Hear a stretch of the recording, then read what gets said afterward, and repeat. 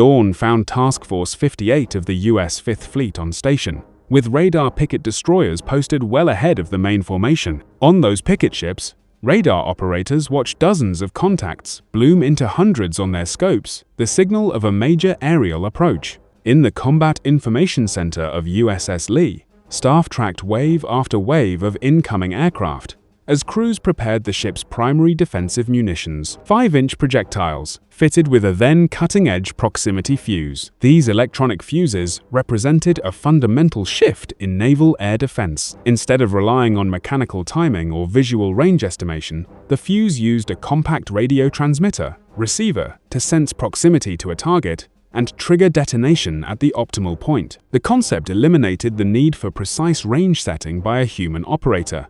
The projectile itself determined the moment of effectiveness. The engineering challenge behind that simplicity was enormous. Each fuse contained miniature vacuum tubes and delicate components that had to survive extreme acceleration and rotational forces as the projectile left the gun thousands of times the force of gravity and then operate reliably across a wide temperature range and in salt-laden ocean air.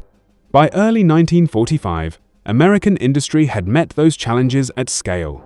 Production of proximity fuses for naval use reached into the millions, with many firms, from electronic specialists to large manufacturing houses, contributing components and assembly capacity. Allocation of these fuses to naval anti-aircraft ammunition grew rapidly as theater commanders recognized their operational value. On the other side of the Pacific, planners had adopted a different tactical approach to offset losses in conventional air power. Facing attrition of experienced aircrews and carrier strength, some units were reorganized to perform concentrated, one-way strike missions intended to maximize the probability of weapon delivery against fleet targets. These tactics were intended to impose new operational dilemmas on defenders by massing aircraft in dense formations and focusing attacks on fleet perimeters and picket vessels. Early operations employing these one-way strike methods produced notable tactical effects in certain settings, and they prompted both tactical and technological responses. For the defenders, proximity-fused ammunition provided a significantly improved means of creating effective aerial defensive zones. Projectiles that detonated near incoming aircraft generated a broader area of interruption than timed bursts alone, considerably enhancing the density and coverage of shipboard anti-aircraft fire. The industrial story behind the fuse was itself remarkable. Development programs accelerated through focused research efforts at dedicated laboratories, while production was distributed across scores of factories and subcontractors. The resulting scale-up required not only electronics manufacturing, but also precision testing, quality assurance, and packaging, all coordinated to deliver millions of units to the fleet. Naval logistics planners adjusted supply priorities accordingly, increasing the proportion of proximity-fused rounds in ship magazines as the operational need became clear. Tactically, the interplay between one-way strike missions and advanced defensive ordnance became a defining feature of the campaign. Massed aerial approaches forced defenders to manage volumes of contacts and to coordinate fire control across multiple batteries and platforms. Proximity-fused projectiles, integrated with radar-directed fire control systems, produced a level of engagement density that made accurate delivery of opposing strike ordnance far more difficult than earlier in the war. In broader perspective, the episode off Okinawa illustrates two related themes of the late war Pacific. First, the accelerating pace at which electronics, ordnance, and fire control integration transformed defensive capabilities. And second, the degree to which industrial capacity and rapid deployment of new technology could shift tactical outcomes. The proximity fuse is best understood not as a single gadget, but as the product of laboratory research, manufacturing scale-up, and supply chain coordination, a combined effort that changed how navies managed aerial threats in the closing months of the conflict. The Kamikaze pilots underwent abbreviated training that emphasized spiritual preparation over flying skills. Many had less than 100 hours of flight time compared to the 500+ hours of their predecessors at Pearl Harbor. They were taught basic navigation, ship recognition, and most critically, the final diving approach that would evade anti-aircraft fire. The pilots wrote final letters, participated in ceremonial sake toasts, and received samurai swords or rising sun headbands before their missions. But no amount of spiritual preparation could overcome the technological revolution they were about to encounter. The Oka suicide weapon represented the ultimate expression of the kamikaze concept. Nicknamed Baka Fool by American sailors, this piloted bomb carried a 1,200 kilograms warhead powered by 3 solid-fuel rocket motors, with a maximum speed of 575 miles per hour in terminal dive. It was designed to be unstoppable once released, yet its fatal weakness was range, barely 10 miles, requiring vulnerable Betty bombers to carry them directly into the teeth of American defenses. The contrast in defensive philosophy was absolute. American ships at Okinawa deployed in concentric rings of protection with radar picket destroyers positioned to provide early warning and bear the brunt of initial attacks. Each destroyer carried 12 to 165-in guns capable of firing VT fused shells, creating overlapping fields of fire. The proximity fuse transformed these weapons from area denial systems into precision instruments. A 5-in VT shell had a lethal burst radius of 70 feet, compared to just 20 feet for time-fused shells. More critically, the fuse eliminated the complex calculations required for conventional anti-aircraft fire, allowing gunners to engage targets immediately upon detection. The morning of April 6, 1945 would put these systems to their ultimate test. Operation Kikosui No. 1 involved 391 Navy planes and 133 Army planes, of which 215 Navy planes and 82 Army planes were kamikazes, a total of 297 suicide aircraft in a single coordinated assault. Commander Frederick Julian Beckton of USS Laffey later described the approaching kamikaze waves as resembling a swarm of bees heading for the only flower in the desert. The first wave struck at 0600 with radar operators tracking over 50 aircraft approaching from the north. The picket destroyers opened fire at maximum range 12,000 yards with VT fused shells. The proximity fuses proved devastatingly effective against the approaching formations. Each shell that passed within lethal range of an aircraft automatically detonated, filling the sky with steel fragments. Unlike time-fused shells that required precise range estimation, the VT fuses turned near misses into kills. Within minutes, dozens of Japanese aircraft were falling into the sea.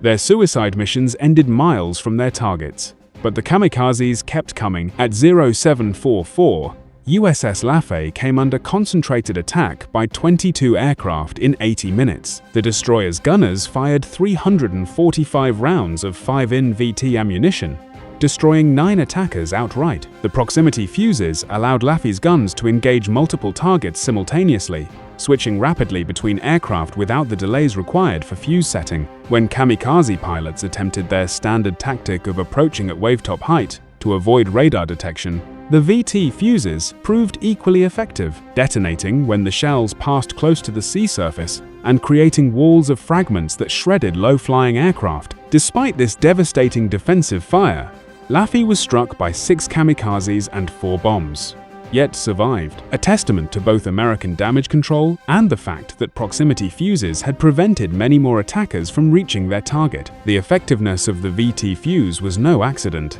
The technology had been secretly tested in combat since January 5, 1943, when USS Helena fired the first proximity-fused shells in action off Guadalcanal. Lieutenant Red Cochran, commanding the aft 5-in battery, shot down a Japanese ICD-3, a VAL dive bomber, with the second of 3 salvos.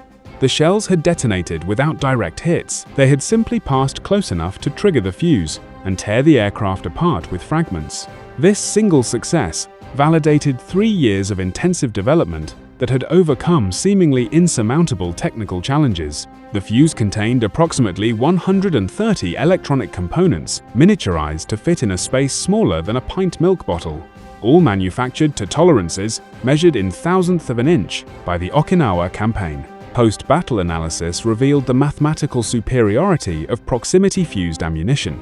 Time-fused 5-in shells required an average of 1,162 rounds to destroy each kamikaze. VT-fused shells reduced this to 310 rounds per kill, a nearly 4-fold improvement in effectiveness. In optimal conditions, the results were even more dramatic. The destroyer escort USS Abercrombie destroyed a kamikaze with just 2 VT rounds in May 1945. The destroyer USS Morrison, defending against a massive kamikaze attack on May 4th, shot down 8 attackers in minutes using proximity-fused ammunition before being overwhelmed by sheer numbers. The psychological impact of the proximity fuse on Japanese pilots was profound. Surviving kamikaze pilots who aborted their missions reported the terrifying experience of approaching American task forces through seemingly solid walls of exploding shells. The distinctive black puffs of VT explosions appeared with uncanny accuracy, as if the American gunners could see exactly where each aircraft would be. Japanese tactical doctrine had assumed that high-speed, low-altitude approaches would minimize exposure to anti-aircraft fire. The proximity fuse invalidated these assumptions entirely. Shells that would have missed by 50 feet with conventional fuses now detonated lethally close, turning the final approach into a gauntlet of precisely timed explosions. Vice Admiral Matti Ugaki, directing kamikaze operations from Kyushu, noted in his diary the increasingly devastating effectiveness of American anti-aircraft defenses. By late April 1945, Japanese naval intelligence estimated that fewer than 1 in 4 kamikaze aircraft were reaching their targets, compared to 1 in 3 during the Philippines campaign. The difference was primarily attributed to what Japanese reports described as new type anti-aircraft shells that seemed to explode with impossible accuracy. Ugi wrote, "The enemy's defensive firepower has increased remarkably. Our special attack aircraft are being destroyed at distances we previously considered safe." Individual American sailors operating the 5-in guns with VT ammunition became legends within their task forces on the destroyer USS Hugh W. Hadley. During the May 11th attack, gun crews claimed 17 confirmed kamikaze kills using proximity-fused ammunition. The gunners developed a technique of leading kamikaze aircraft with continuous fire, creating a wall of VT that attacking aircraft had to fly through. Their gun crews could fire 15 rounds per minute, each shell equipped with its own electronic brain-seeking targets. During one 52-minute period, Hugh W. Hadley's guns destroyed multiple kamikazes in succession, with the proximity fuses, ensuring that even shells passing above or below the rapidly maneuvering aircraft would detonate effectively. The story of USS Aaron Ward during the May 3rd attacks illustrates the proximity fuse's role as a force multiplier. When 40 kamikaze aircraft attacked the destroyer, her 5-in batteries fired continuously for 52 minutes. The VT-fused shells destroyed 6 attackers completely and damaged 5 others severely enough that they crashed into the sea. Commander William Saunders later testified that without proximity fuses, his ship would have been overwhelmed in the first 10 minutes. The ability to engage targets without precise range F-finding allowed Aaron Ward's guns to shift rapidly between multiple threats, something impossible with time-fused ammunition. These accounts were multiplied across the entire fleet. During the 10 major Kikasui operations from April 6th to June 22nd, 1945, Japanese forces launched approximately 1,900 aircraft in organized kamikaze attacks. American naval forces, primarily using VT-fused 5-in shells, destroyed hundreds of these attackers before they could reach their targets. Statistics from the Operations Research Group showed that ships equipped with proximity-fused ammunition were 3 times more likely to survive concentrated kamikaze attacks than those relying primarily on conventional ammunition. The proximity fuse had transformed what should have been a catastrophic tactical innovation into a costly but manageable threat. The disparity in technological adaptation became apparent as the campaign progressed. American forces continuously refined their proximity fuse tactics, discovering that VT shells were particularly effective when fired in patterns that created overlapping spheres of fragments. Ships began coordinating their fire to create these VT boxes through which kamikaze aircraft had to fly. The Japanese, meanwhile, could only respond with tactical variations, dawn attacks, multi-axis approaches, mixing conventional and suicide aircraft, none of which could overcome the fundamental advantage of shells that knew when to explode. The production statistics told the story of industrial warfare at its apex. By June 1945, American factories were producing 70,000 proximity fuses per day, The entire war effort would see over 22 million proximity fuses manufactured at a cost exceeding $1 billion in 1,940 seconds currency, roughly 15 billion in today's dollars. The Crossley Corporation alone employed 10,000 workers across 3 shifts, 7 days a week. Each fuse cost had dropped from $732 in 1942 to just $18 by 1945 through mass production efficiencies. This massive investment proved worthwhile when Navy analysis indicated that proximity fuses prevented the loss of dozens of ships during the Okinawa campaign alone. Japanese industrial capacity, devastated by strategic bombing and resource shortages, could produce nothing comparable. While Japanese scientists had understood the proximity fuse concept, German reports on Allied special ammunition had reached Japan via submarine. They lacked the industrial infrastructure to develop and mass produce such sophisticated devices. The vacuum tube technology alone required precision manufacturing capabilities that Japan's war-ravaged industry could not achieve. Japanese radar development, critical for understanding proximity fuse principles, remained primitive compared to American systems. The Type 22 radar, Japan's most advanced naval set, operated at wavelengths that made miniaturization impossible, even if manufacturing capacity had existed. The effectiveness of the proximity fuse influenced Japanese tactical doctrine in the campaign's final stages. By May 1945, Kamikaze pilots were instructed to approach American task forces at maximum altitude before diving vertically onto targets, hoping to minimize exposure to VT-fused anti-aircraft fire. This tactical adjustment, while reducing losses during approach, made accurate targeting nearly impossible. Ships could maneuver out of the dive path, and the high-altitude approach gave radar operators more time to track incoming aircraft. The attempted solution proved counterproductive. Admiral Richmond Kelly Turner, commander of amphibious forces at Okinawa, credited proximity fuses with making the invasion possible. In a letter to the Chief of Naval Operations, Turner wrote, "Without the VT fuse, our losses from suicide attacks would have been unbearable." The Japanese Kamikaze was a formidable weapon that could have changed the outcome of the Pacific War if not for our technological superiority in anti-aircraft defense. His assessment was echoed by Admiral Mark Mitcher, whose flagship USS Bunker Hill survived a devastating kamikaze strike on May 11th, partly because proximity-fused fire destroyed 3 other attackers that would have finished the crippled carrier. Admiral Arleigh Burke, Mitch's chief of staff, later recalled the effectiveness of proximity fuses during a 1978 interview. "When I went as chief of staff to Admiral Mitcher, who commanded the fast carrier task forces, all the 5in38 and 5in25 ammunition was fitted with VT fuses. And as you well know, those fuses knocked down enemy planes by the dozens. Had it not been for those fuses, our ship losses and casualties in the fast carriers in the last half of the war would have been enormously larger." The proximity fuse's impact extended beyond mere statistics. The technology fundamentally altered the morale equation that made kamikaze tactics viable. Japanese military doctrine assumed that the certainty of death for their pilots would be balanced by the near certainty of hitting enemy ships. When success rates dropped below 20% due to proximity fuse defenses, the exchange became unsustainable, even by the brutal calculus of suicide warfare. Young Japanese pilots, many of them university students drafted into the special attack units, began to understand that their deaths would likely achieve nothing. Letters recovered after the war revealed growing awareness among kamikaze pilots that American defenses had evolved beyond what their commanders had promised. Lieutenant Yukioki, leader of the first official kamikaze unit in October 1944, had achieved devastating success against escort carriers in Lee Gulf, when proximity fuses comprised only 25% of anti-aircraft ammunition. By Okinawa, his successors faced a fundamentally different reality.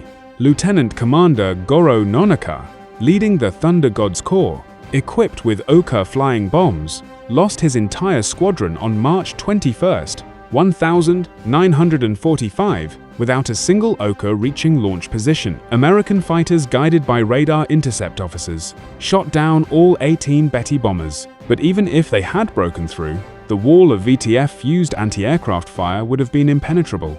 The technical sophistication of the proximity fuse represented more than just superior manufacturing. The device embodied fundamental advances in electronics, material science, and systems integration that Japan could not match. The miniaturized vacuum tubes manufactured by Sylvania and Rathon used special glass formulations that could withstand tremendous shock. The battery system, activated by the acceleration of firing, used an electrolyte that remained stable for months, then activated instantly when needed. The radio frequency was precisely calculated to minimize interference while maximizing detection range. Each element represented years of focused research, backed by unlimited funding. Meanwhile, Japanese anti-aircraft defenses remained primitive. The Type 98 100mm anti-aircraft gun, Japan's best heavy AA weapon, still relied on mechanical time fuses that required manual setting before each shot.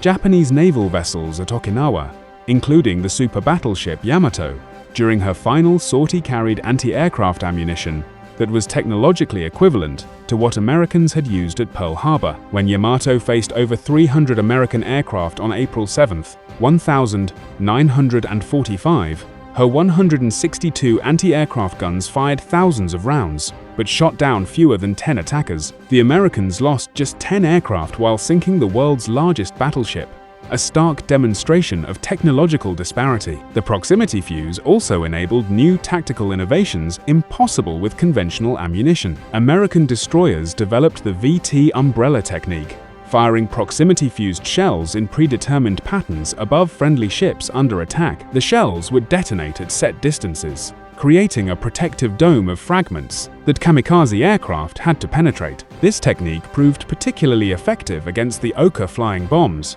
whose high speed made them nearly impossible to track, with conventional fire control but vulnerable to the wall of fragments created by VT patterns. During the entire Okinawa campaign from April 1 to June 22, 1945, the United States Navy expended approximately 150,000 proximity-fused 5-in shells. The effectiveness was undeniable. While VT-fused ammunition represented 45% of heavy anti-aircraft ammunition fired, it accounted for the vast majority of confirmed kamikaze kills at longer ranges. Time-fused shells, comprising 55% of ammunition expended, proved effective, primarily at close range, where accuracy was less critical. The mathematics demonstrated that proximity fuses were approximately 3 to 4 times more effective than conventional ammunition against kamikaze attacks.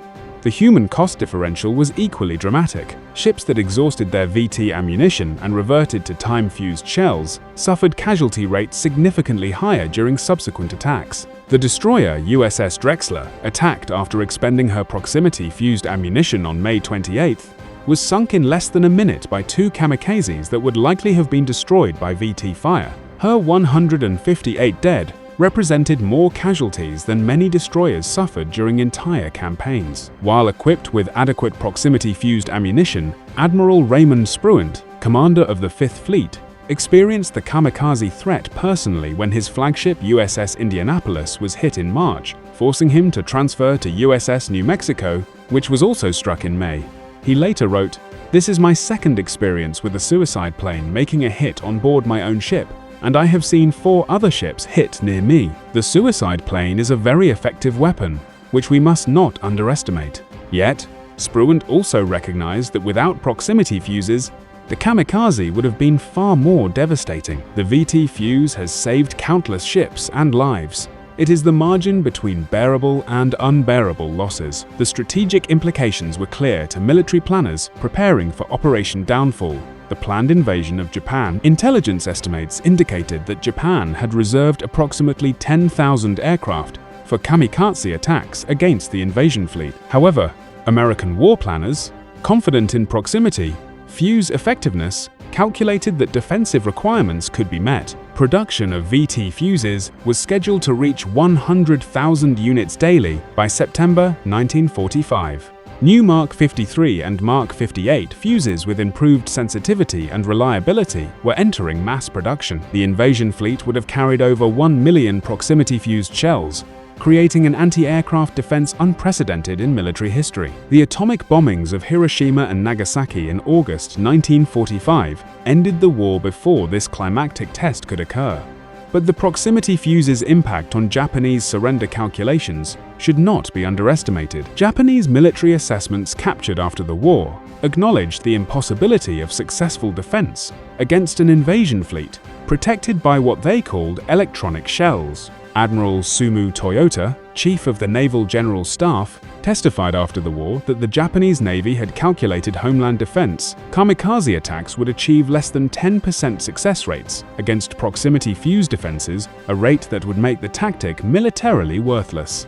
Post-war analysis revealed the full scope of the proximity fuse achievement. The program had mobilized 112 companies in addition to the main contractors, creating an industrial ecosystem dedicated to producing the most sophisticated military electronics of the era. British scientists who had conceived the original proximity fuse concept in 1940 but lacked resources for development, acknowledged that American industrial capability had achieved what they considered impossible. The British had concluded that making vacuum tubes survive gun launch was insurmountable. American engineers proved them wrong. The effectiveness of the proximity fuse against kamikaze attacks influenced military technology development for decades. The principle of smart munitions, weapons that could think for themselves, became central to American military doctrine. Modern anti-aircraft missiles use proximity fusing descended from the VT fuse, while the Phalanx close-in weapon system, protecting today's warships, operates on principles pioneered during the defense against kamikazes, the technological superiority that defeated human guidance with electronic intelligence, established a paradigm that continues to shape military strategy. Japanese veterans interviewed after the war expressed continued amazement at American proximity fuse technology. Commander Tadashi Nakajima, who helped establish the kamikaze program, admitted, "We knew the Americans had superior technology, but the proximity fuse was beyond our imagination. Our pilots reported shells exploding exactly where they flew, as if guided by invisible hands. It destroyed not just our aircraft, but the fundamental premise of the special attack, that spiritual power could overcome material disadvantage." Captain Aichiro Gio, an early advocate of kamikaze tactics, survived the war and later reflected on the proximity fuse's impact.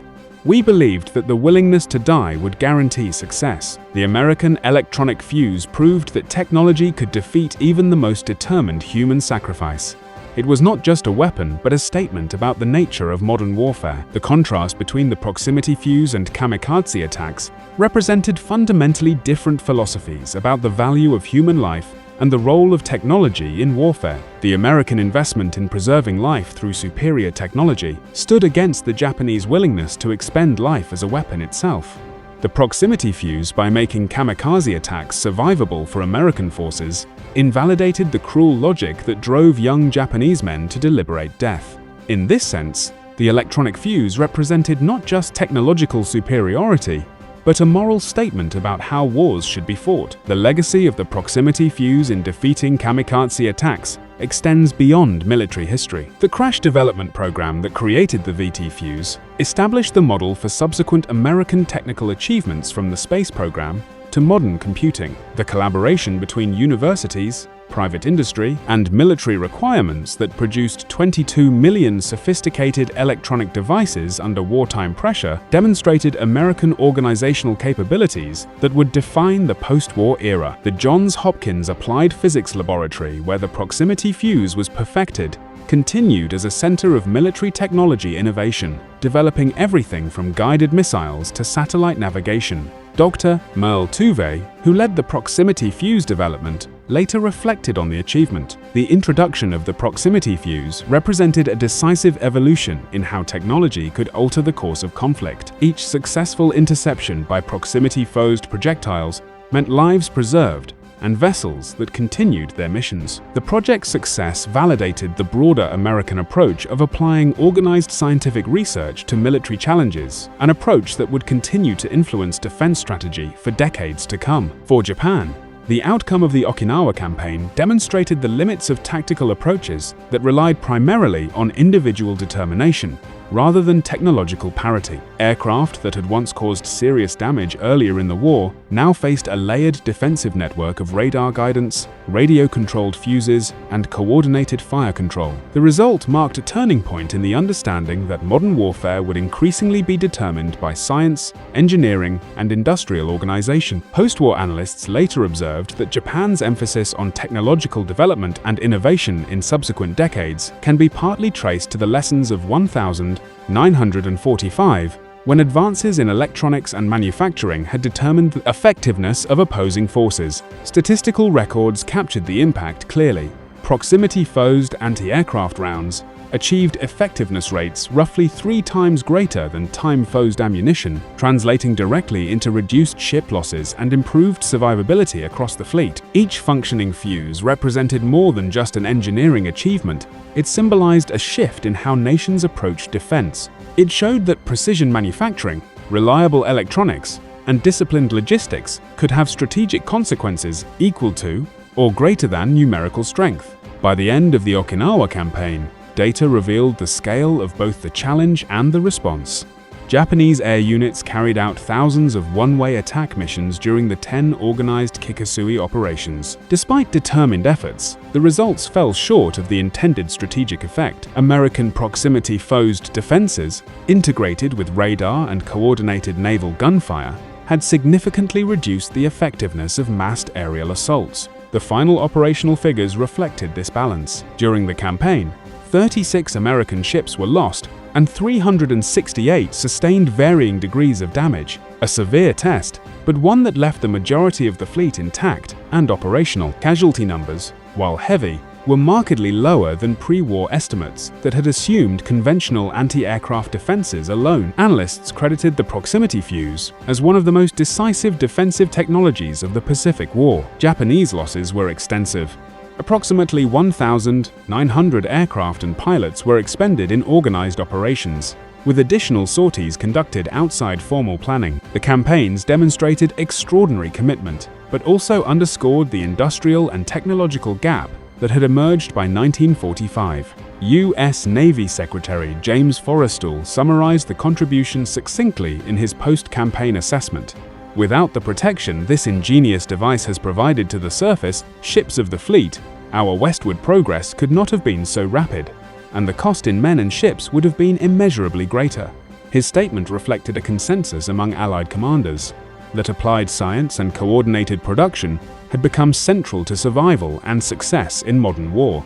The proximity fuse each unit a few pounds of metal and electronics, produced for less than $20 and functioning for mere seconds, represented not just a tactical innovation, but a milestone in the industrial age of warfare. In the broader historical view, the confrontation between precision electronics and massed aerial assault symbolized the transition from 19th-century notions of warfare centered on individual valor to a 20th-century reality shaped by systems, data, and manufacturing.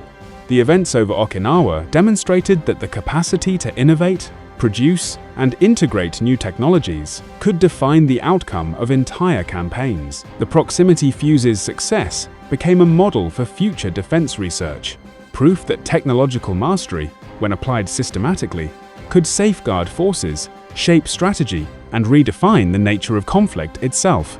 The mid-20th century marked a defining moment in how nations approached innovation, production, and strategic planning. Investment in research, confidence in industrial organization, and belief in technology's power to shape outcomes proved essential during this era. Across the Pacific, differences in technological development revealed the growing influence of science and engineering in determining success. It became clear that determination and human effort, while vital, could not substitute for advanced systems capable of precise and consistent performance. The development of electronic triggering mechanisms during this period represented more than a technical milestone. It symbolized a broader shift in thinking. Precision tools and automated responses began to replace older, manually dependent methods. This transformation reflected a larger truth. The integration of mathematics, electronics, and production efficiency could accomplish results previously thought impossible. Nations that could align research institutions, industrial capacity, and logistical planning gained lasting advantages. The experience of the Pacific conflict made this evident. The balance between innovation and endurance began to favor those who invested heavily in systematic design and testing. The success of these electronic systems illustrated the principle that modern problem-solving required collaboration between scientists, engineers, and manufacturers. Their combined efforts established a model for future global defense and industry alike. Data collected from late-war analyses demonstrated striking improvements in accuracy, reliability, and efficiency compared to earlier methods. These findings helped shape strategic thinking well into the post-war years, forming the basis for what became the technological philosophy of the Cold War, that progress and protection depended on the continuous refinement of technology. The legacy of this development reached far beyond its immediate military application. It validated the belief that structured innovation, guided by analytical thought and organized production, could transform national security and industry. What began as a wartime necessity evolved into a long-term doctrine that knowledge, precision, and adaptation would define the modern age.